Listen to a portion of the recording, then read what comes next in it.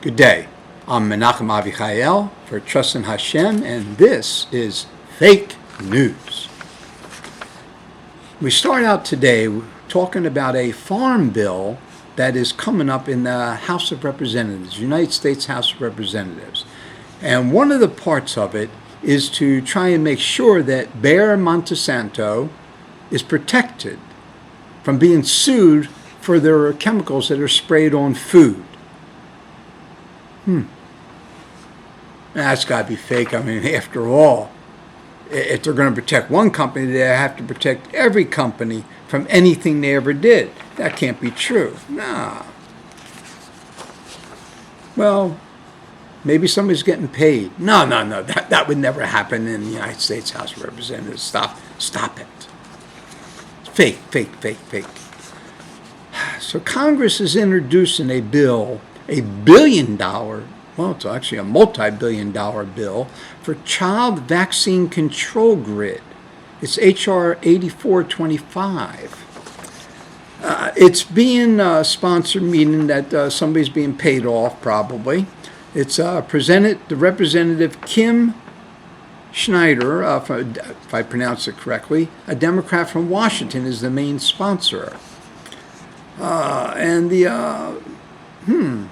the big sponsors of this are, now this is to make sure that, okay, give you some background, this is to make sure that all children have to get the vaccines that, that they want them to have. It's sponsored by Pfizer, Abbott Laboratories, Quest Diagnostics, Kaiser Permanente, and American Medical Association. Now, obviously, they have no interest in trying to make sure that all children get as many vaccines as they want to have put in them. They have no interest in that. And, of course, the American Medical Association, why would they? There's nothing that says that doctors are paid for every single vaccine that they give to a child. That can't be true. No, this is, what kind of fake news is it? How does this even get on the air? Come on, that's fake news. Well, we're still in America, it looks like. This is a 3-year follow-up. The CDC still can't find scientific evidence for contagion of any respiratory illness supposedly caused by a corona or flu virus. Wait a minute, I didn't read that right. I couldn't have. After 3 years of studying it, they can't find any scientific evidence of what caused a corona or flu virus?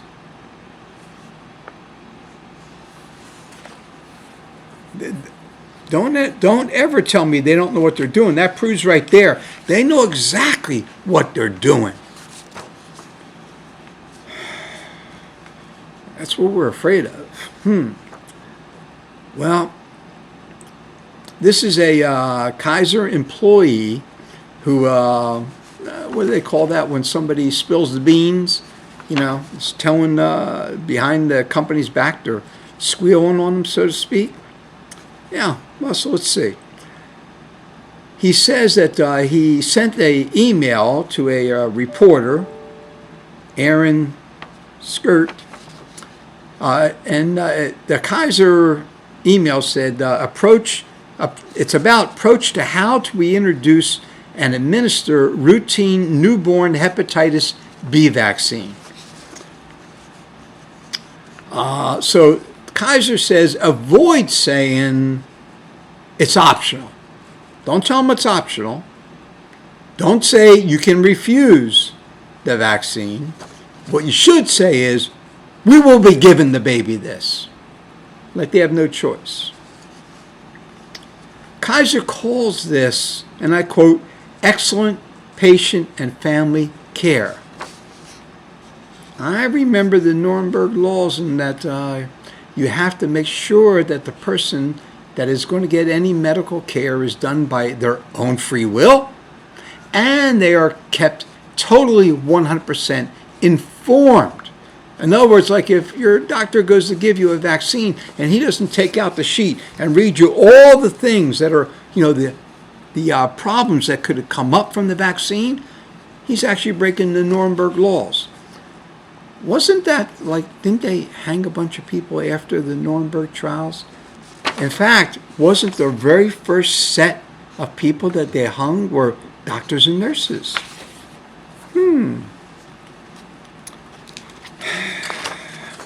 I think everybody agreed that that would be international law, the Nuremberg laws, didn't they? I guess some people don't believe in that international law. Well, this should be very interesting what happens with this. A top Fauci advisor indicted in first criminal prosecution against a senior, COVID official. They're indicting one of the senior COVID officials.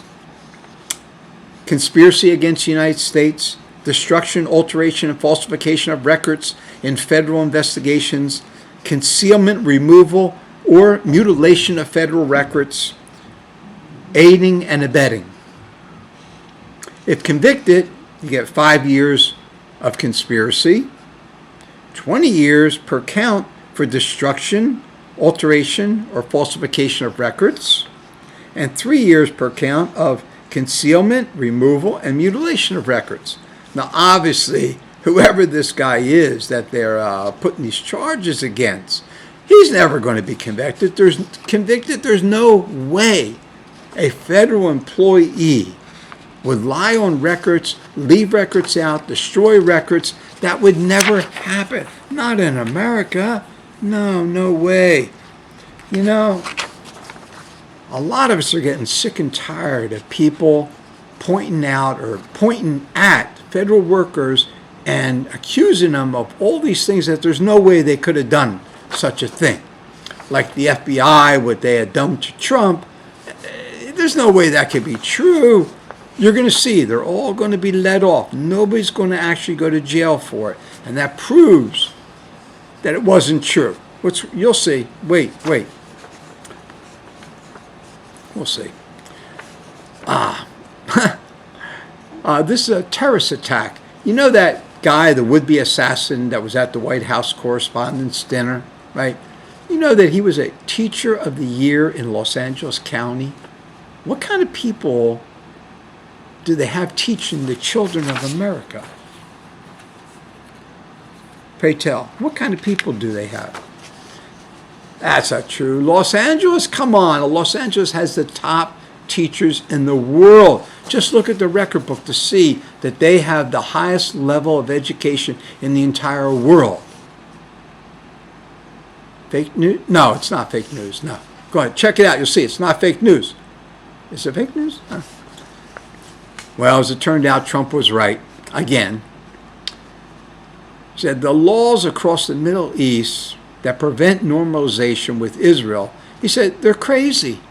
They're poisonous. Imagine this, if you will. Lebanon, who's supposed to meet in the White House with Bibi and the president of Lebanon, there's actually a law in Lebanon that the Lebanese government is not allowed to talk with Israeli officials, with anybody in Israel.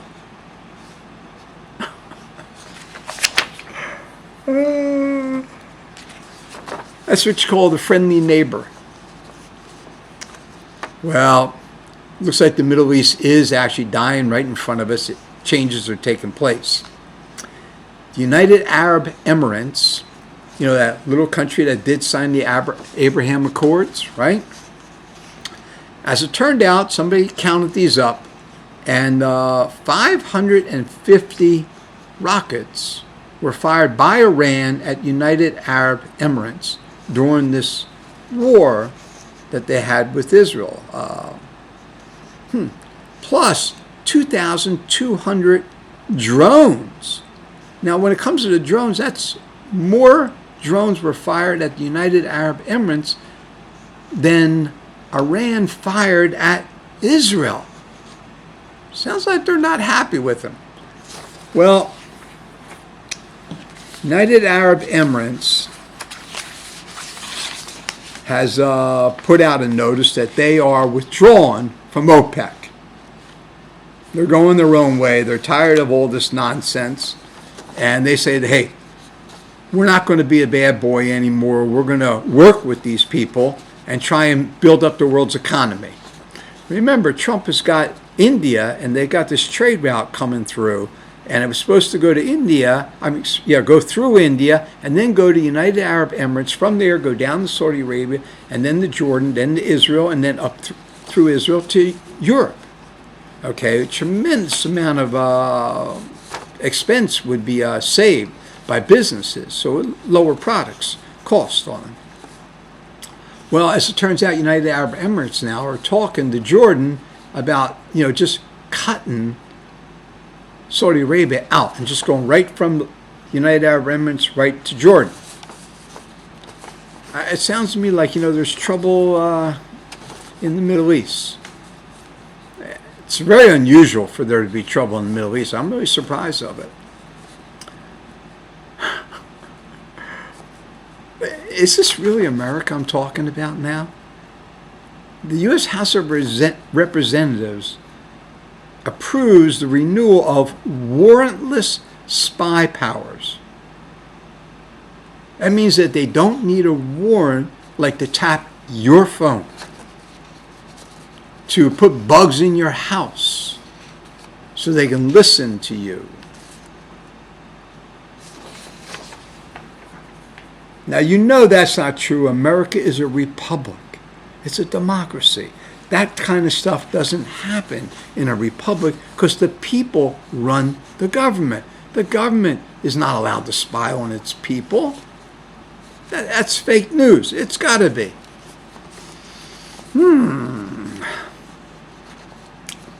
Well, just the other day I mentioned how the United States should leave the UN. Actually, now it's going to be pretty obvious the UN should just be shut down. Maybe start a new organization with new rules. The UN elects. This can't be true. It's just not true. There's no way. The UN elects the Islamic Republic of Iran as the vice president of the Nuclear Non-Proliferation Committee.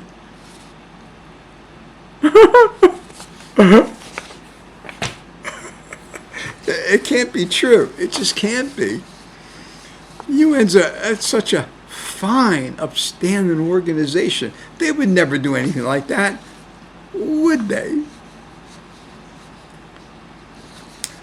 Well, the middle person between Israel and Iran to try and Hamas and Hezbollah to try and do negotiations to try and bring about peace is Qatar.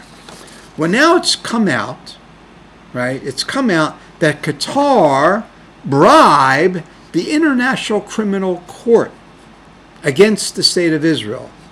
Qatar promised to look after the ICC prosecutor if he targeted Netanyahu.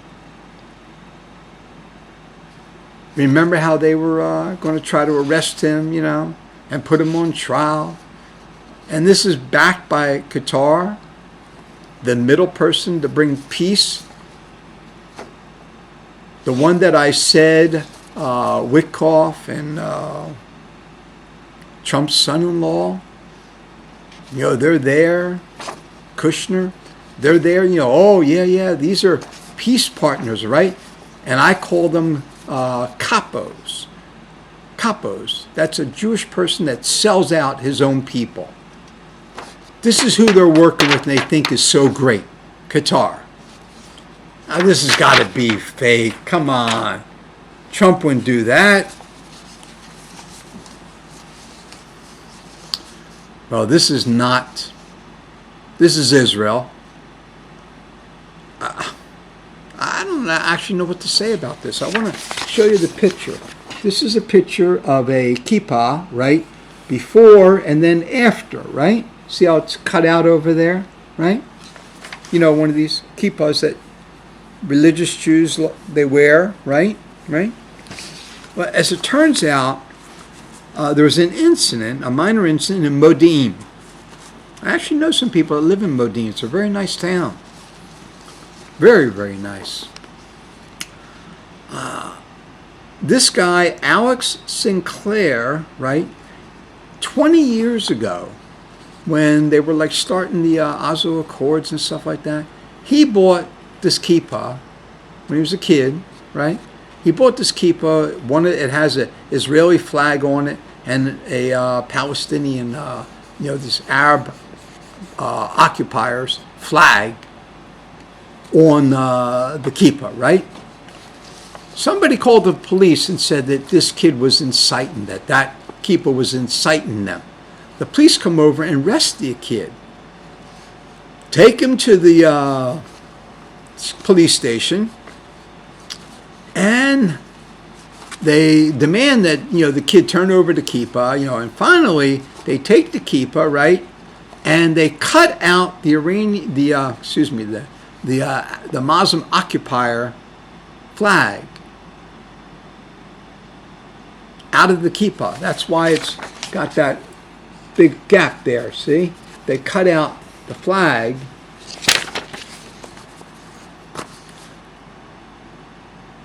Now, mind you, you would think that, of course, the police went and they got a court order, right?